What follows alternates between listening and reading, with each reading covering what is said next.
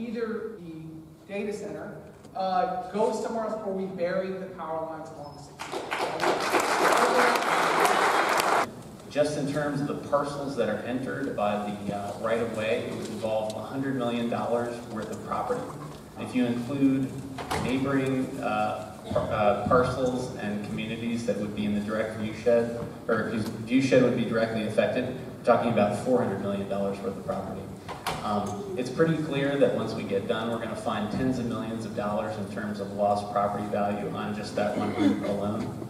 So when we hear about how inexpensive the overhead lines are, it's clear that the cost that they're not taking into account is the costs that are borne by the surrounding communities, which is very significant relative to the construction costs of these lines.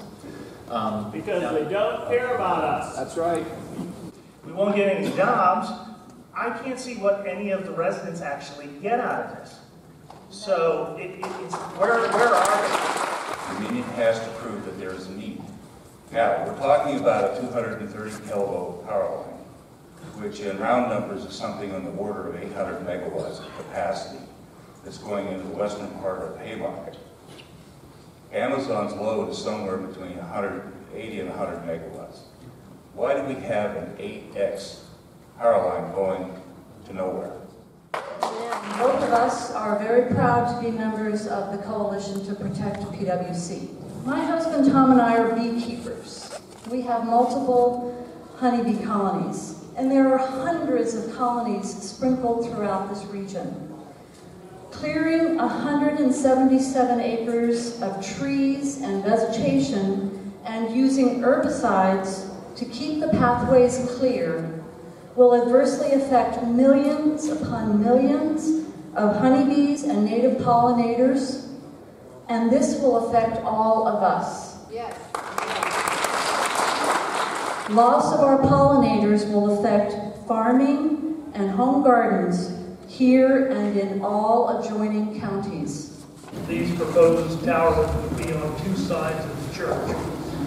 It has a historic cemetery. We're on the Prince William County Register of Historic Places. We're historic, but we're not dead.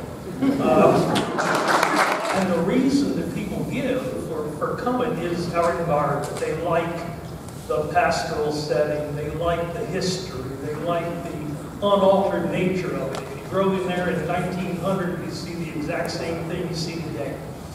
And we believe that the power lines would have a negative impact on our ability to attract and retain new members. We do a lot of weddings. That would be in jeopardy. We want to be able to continue to serve the community as we have since 1837. We're here as part of the Somerset Crossing and Green Hill Leadership Committee. This issue cannot be used to divide residential communities. That is exactly what Dominion wants. This is truly a united we stand, divided we will fall moment. Fight the power lines.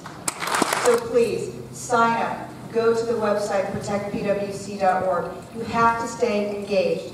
It doesn't end here when you go out to your car. This is just the beginning. We have to stay active and stay connected, and that's how we're going to win. So,